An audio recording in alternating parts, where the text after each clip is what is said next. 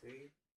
Good morning, everyone. Good morning. We are present here today for the pre-bidding conference for goods and services under invitation to bid number 2026-002. This pre-bidding activities in accordance to Republic Act 009 or the new Government Procurement Act. We're live via YouTube in compliance to Section 38 of the IRR of RE 12009. Video recording of all procurement-related conferences for competitive bidding to enhance the transparency of the procurement process and in accordance with Department Order Number 06 Series of 2024. This conference will discuss, clarify, and explain the eligibility requirements and the technical or financial components of the procurement projects, including the questions and clarifications raised by the prospective bidders. Before we proceed, we request the Secretariat for a roll call and include the acknowledgement of this present. Mr. Chair, good morning everyone. Good morning. Our attendees for today's activities, pre-bid conference for goods and services. We have here the back members, starting with Chairperson, Engineer Edwin L. Jacob. Present. Regular member, Engineer Leslie Figueroa. Present. Provisional members, Engineer Lorne D. Robin. Present. Ms.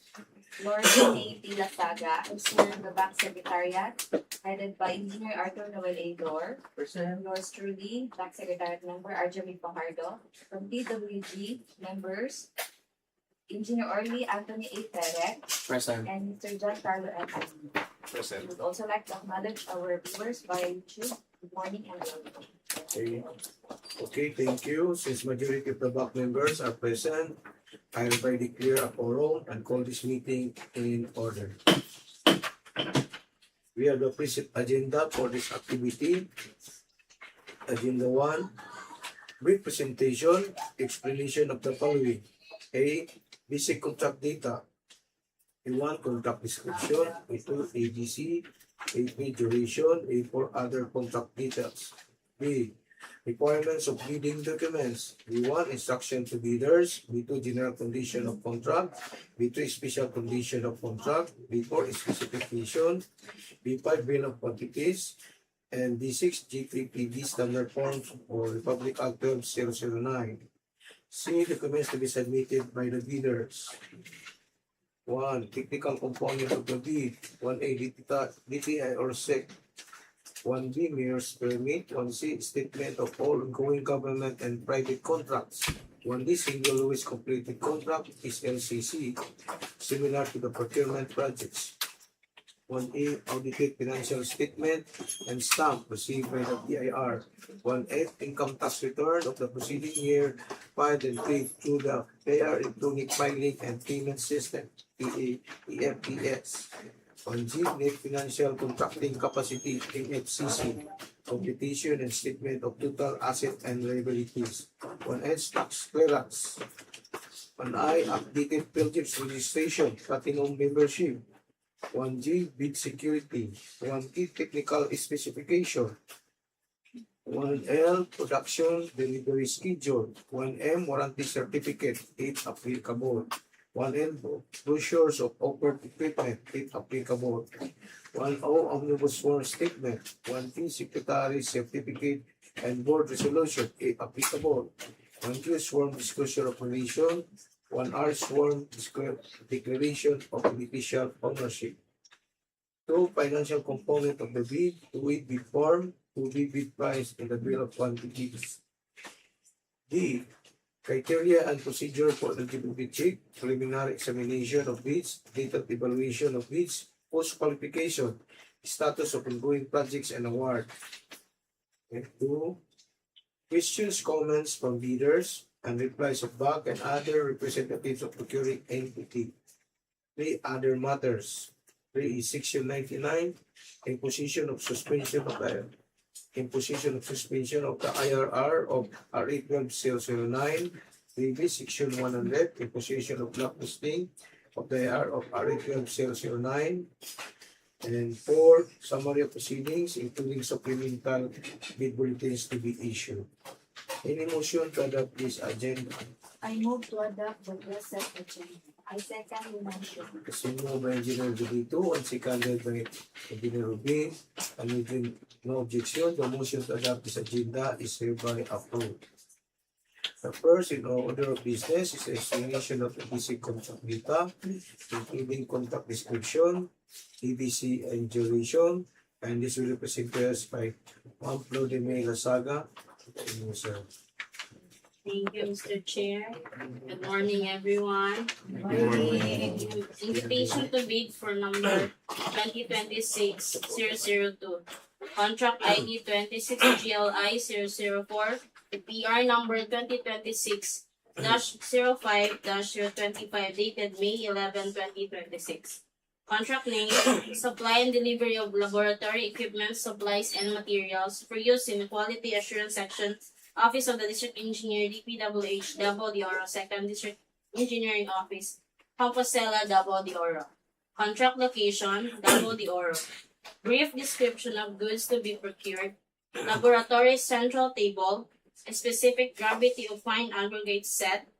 Soundness test magnesium sulfate solution. Soundness test sodium sulfate solution. Organic impurities test. Reagent, sodium, and 69 other items. Approved budget for the contract, 3,988,509 pesos only. Source of funds, GAA FY 2025 continuing EO. Delivery date of goods, 60 calendar days. Cost of bid documents, 5,000 pesos. That would be all, Mr. Chair. Thank you, Ma'am Lasaga, for your explanation of the projects to be procured by interested bidders.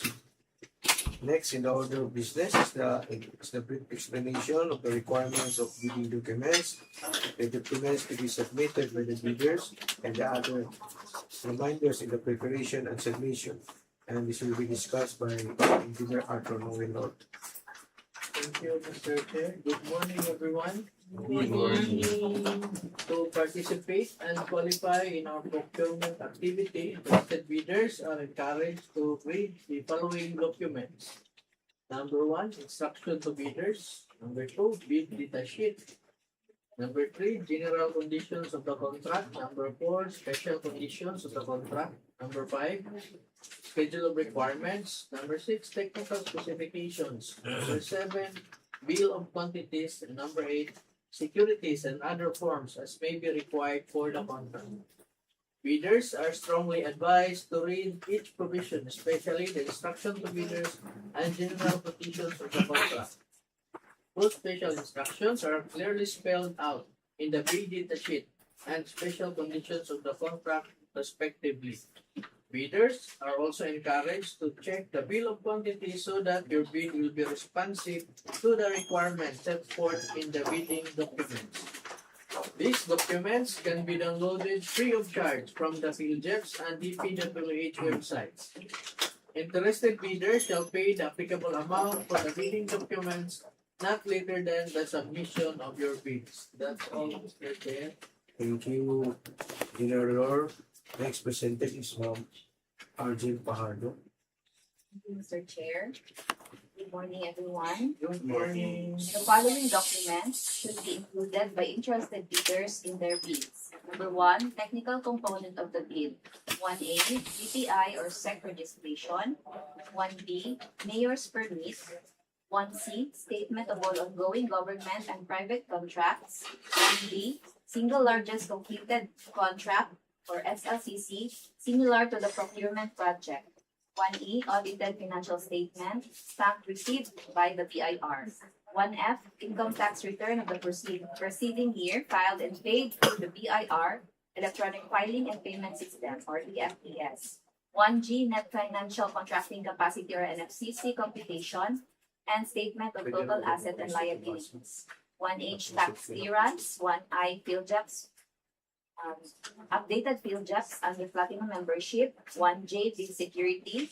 1K, technical specifications. 1L, production or delivery schedule. 1M, warranty certificate if applicable. 1N, brochures. of offered equipment if applicable. 1O, Omnibus Sworn Statement.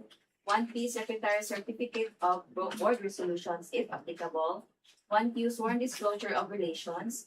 1R, Sworn Declaration of Beneficial Ownership. Number 2, Financial Component of the bid. 2A, bid form in prescribed format in accordance to GPPB Resolution number 03-2025. 2B, bid prices in the bill of quantities. All of the above statements shall include all information required in the PBDs prescribed by the GPPB.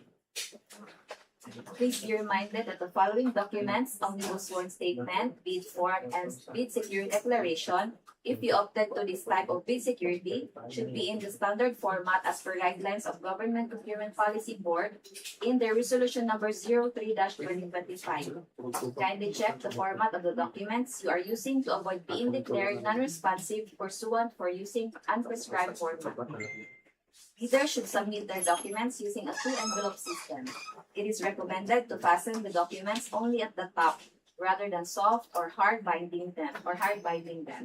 Each document must be clearly ear-tagged and labeled with the name of the document, rather than the number of or letter listed in the checklist. There should be 3 copies of these documents, 2 sets of original copies, and 1 copy 1. First set of original copy consists of the original copy of the technical component of the bid that should be placed in 1 envelope. The original copy of the financial component of the bid that should be placed in a separate envelope. These envelopes must be labeled as original copy of technical component and original copy of financial component respectively. Both labeled envelopes should then be sealed in a 1 larger envelope labeled as original copy of the bid. The same sealing process applies to the remaining set of original copy and copy 1. Finally, the 2 original copies and the copy 1 of the bid should then be placed in a 1 final envelope and appropriately labeled according to the instructions in the bidding documents. Bidders are encouraged to read Section 18 of the Instructions to Bidders, page 28, to fully understand the sealing and marking of bids. Follow the checklist of the technical and financial document requirements uploaded with the bidding documents for the contract to be bid out. Absence of any required document shall be considered as failure of compliance on the required document and non-compliance of the bids. Affix initial on all pages of the documents. The initial affirms the authenticity of the pages, that they are indeed part of the submitted bid documents. Submit your bids personally here in our office. Late bids will not be accepted. Preparation of technical and financial documents of your bids are outlined in Department Order Number 87, Series of 2020. Sealing and marking of bids is also outlined on the said Department Order. Further, on your bid form and bill of quantities, type or write legibly. Also, if you are offering a discount in your bid form, please indicate specifically the methodology as to where or which pay item discount will take effect. Absence of methodology, original amount will prevail. Discrepancies between bid prices in words and figures. The words will prevail. Bids not addressing or providing or filling out all the required items in the bidding documents, such as in the bill of quantities, the bid is considered non-responsive and is outright disqualified. Additional instructions on the purchase of bidding documents. If submitting through authorized representative, it must be accompanied by an authorized special power of attorney or sole proprietorship, board or partnership or joint venture resolution with secretary certificate or corporation, partnership, joint venture, cooperative. The authorized representative shall be required to present a valid government ID and valid company ID. All prospective bidders shall attach to the technical component of the bidding documents a sworn disclosure of relations, sworn declaration of beneficial ownership, and general information sheet, clearly identifying the natural persons who ultimately own, control, or benefit from the bidding entity, whether directly or indirectly, through shareholding, voting rights, contractual arrangement, or other means of control. This requirement is in compliance to Rule 15, Disclosure of Relations, Section 81 and Section 82 of the IRR of RA Gov 009. Sworn disclosure of relations and sworn declaration of beneficial ownership are a separate document.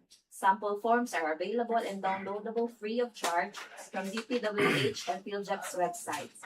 The Bank Secretariat will not be responsible for the failure of their prospective bidders in paying bidding document on time before the bid dropping due to late arrival and delayed processing of the order of payment. Loss of the order of payment and supporting documents already released or issued is not the responsibility of the Bank Secretariat. Always check your documents before submitting the same to our end to avoid disqualification of your firm. That was the only search. Okay, thank you, Ma'am Pardo, for the presentation. To add, especially in accomplishing or filling out of the bill of quantities, if you hope to computerize the preparation of your bill of quantities, please use the font style Tahoma and the font size 11. This is to be make your proposal readable or legible. Additionally, bidders are requested to bring the hard copy of the letter of intent to participate and purchase of bid documents during the bidding day. However, only the signatory may cancel and or revise this duly signed letter. Next in the order of business is the explanation of the criteria and procedure for eligibility check, preliminary examination of bids, detailed evaluation of bids, post-qualification, status of ongoing projects and award. And this will be discussed by Giancarlo Alima. Thank you, Mr. Chair. Good morning, everyone. Good morning. The criteria for eligibility check are set forth in Section 52 of the Implementing Rules and Regulations of RA 12009. All prospective bidders should have a valid and updated Class A legal, technical, and financial documents and Class B documents, if applicable. These documents were already discussed a while ago. Preliminary examination of bids shall be conducted in compliance to Section 59 of IRR of RA 12009. During the opening of bids, the BAC shall open the first bid envelopes in public to determine each bidder's compliance with the documents required to be submitted for the eligibility and technical requirements as prescribed in this IRR. For this purpose, the BAC shall check the submitted documents of each bidder against a checklist of required documents to ascertain if they are all present, using a non-discretionary pass or fail criterion, as stated in this instruction to bidders. If a bidder submitted the required document, shall be rated pass for that particular requirement.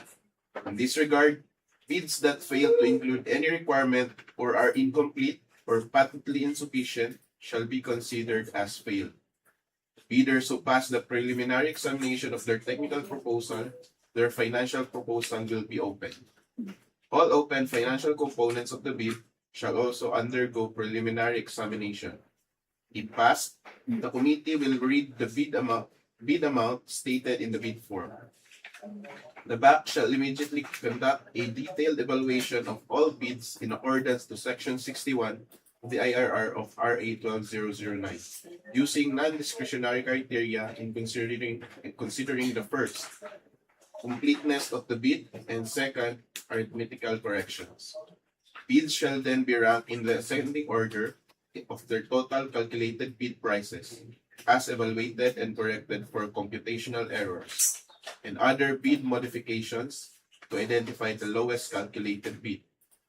The lowest calculated bid shall undergo post-qualification in accordance to Section 63 of the IRR of RA 12009 in order to determine whether the bidder concerned complies with and is responsive to all the requirements and conditions as specified in the bidding documents.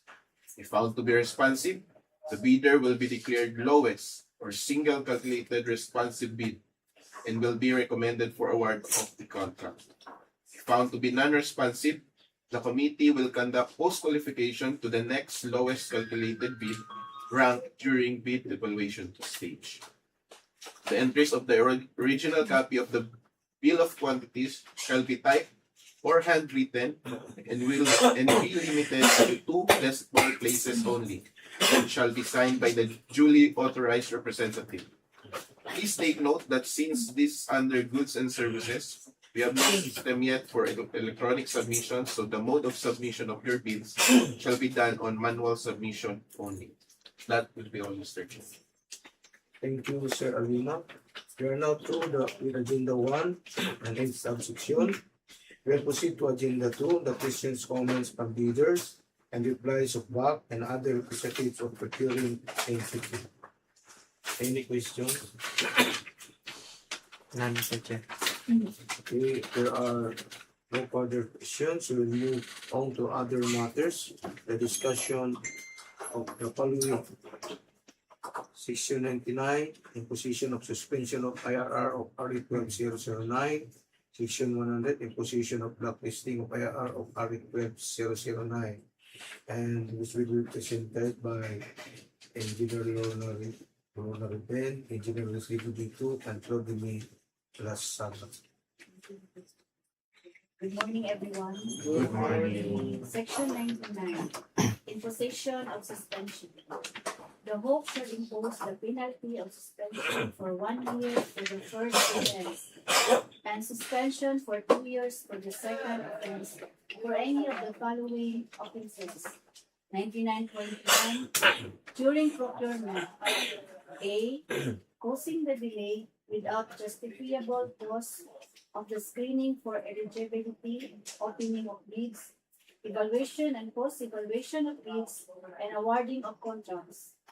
B, refusing to clarify or validate in writing its bid during post-qualification within a period of 7 calendar days from receipt of the request for clarification. C, withdrawing of bid or refusing to accept an award or refusing or failing to enter into contract with the procuring entity without justifiable cause after the approval of the hope for having been the declared LCRB, MEARB, or HRRB as the case may be.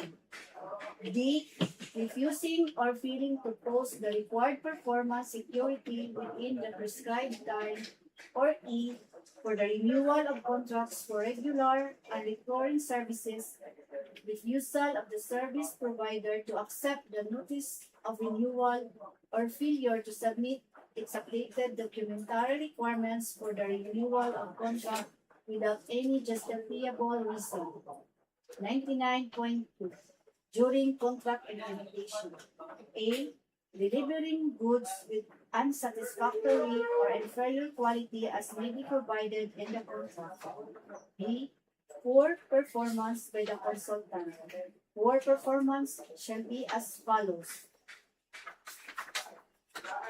1. Defective design resulting in substantial works in design and or construction. 2. Failure to deliver critical output due to the fault or negligence of the consultant. 3. Specifying materials which are inappropriate, substandard, or way above acceptable standards. Or 4. Allowing defective workmanship or works by the winning bidder being supervised by the consultant. Letter C, poor performance by the winning bidder or unsatisfactory quality and or progress of work. Poor performance shall be as follows. 1.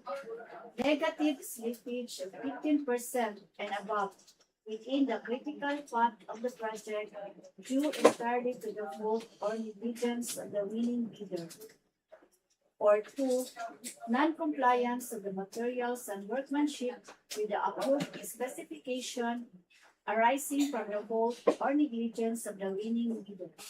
Moreover, the bid security or the performance security posted by the entity concerned shall also be forfeited. Section 100, Imposition of Blacklisting.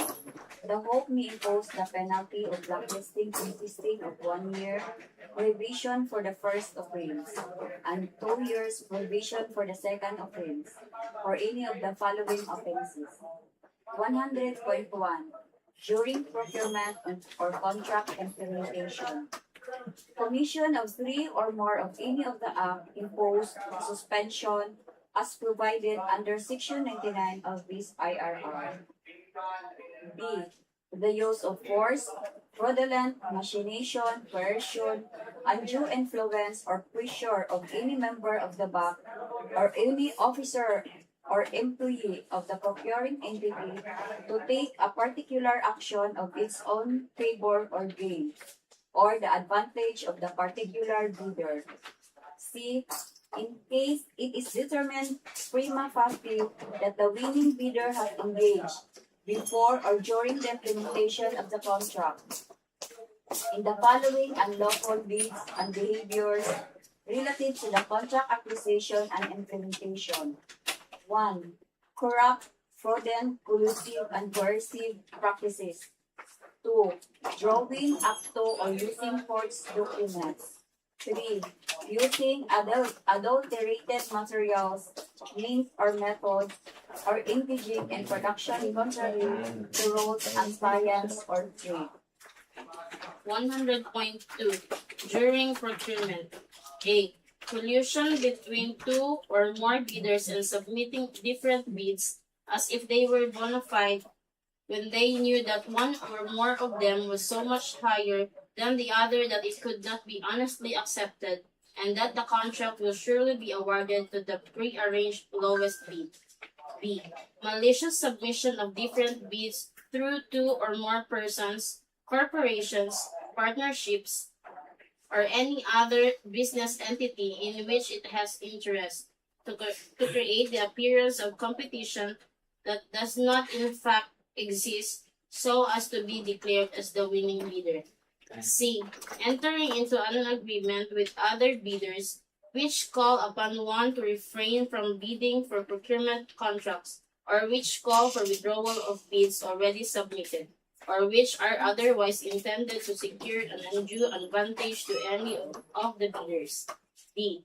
Failure to faithfully disclose its relationship, regardless of the time of its discovery, with the hope members of the BAC, the TWG, and the BAC Secretariat, the head of the PMO or the end user, or implementing unit, and the project consultants of the procuring entity, or of the procurement agent, whichever is applicable, by consanguinity or affinity up to the third civil degree pursuant to Section 81 of this IRR. E. Submission of beneficial ownership information containing false entries. F. Using the name of other for purposes of participating in any procurement activity. G. Submission of eligibility requirements and bids containing false information or falsified documents, or the concealment of such information that will materially alter the outcome of eligibility screening or any stage of the procurement. H. Unauthorized access of the contents of any bid submitted to the procuring entity before the opening of bids. I. Engaging in any documented, unsolicited attempt to unduly influence the outcome of the bidding. Or J. Employing schemes which stifle or suppress any procurement activity. 100.3 During contract implementation. A. Assigning or subcontracting the contract or any part thereof, or substituting key personnel named in the proposal without prior written approval by the procuring entity. B. Willful or deliberate abandonment or non-performance of the project or contract by the winning bidders, resulting in a substantial breach thereof without lawful and or just cause. Or C. Termination of the contract due to the default or unlawful act of the supplier, contractor, or consultant. Moreover, the bid security or the performance security posted by the entity concerned shall be also be forfeited. That's all, Mr. Chair. Thank you, Engineer Rubin, Kasaga, and Engineer Budito. To all prospective bidders, please carefully read all instructions and ensure full compliance to avoid any violation that would result in penalty. And for more detailed instruction and comprehensive guidelines on the key reminders briefly mentioned, readers are strongly encouraged to review the relevant department orders thoroughly. These documents are available for viewing and download on the DPWH website. Now we will proceed to the last agenda. The summary proceedings, including supplemental bid bulletins to be issued and this will be presented by Engineer Dito. All the needed information were discussed and explained. I would like to remind the prospective bidders to visit from time to time the DPWH and PhilJet's websites, especially within 7 calendar days prior to the deadline of the submission of bids for supplemental or bid bulletins to be issued thereafter. Please also be reminded that the submission of bids on or before August 6, 2026, 10 o'clock p.m. Late bids shall not be accepted. Bid opening shall be immediately right after the bid submission deadline. That's all. Thank you, Engineer Dito. All of the business in the agenda were already taken into consideration. May I know the pleasure of the body? I move to adjourn this conference. I second the motion. Si moved by Engineer Rubin and seconded by Lasaga, and with no objection, the motion to adjourn this conference is hereby approved. This conference is now adjourned. Thank you everyone for coming.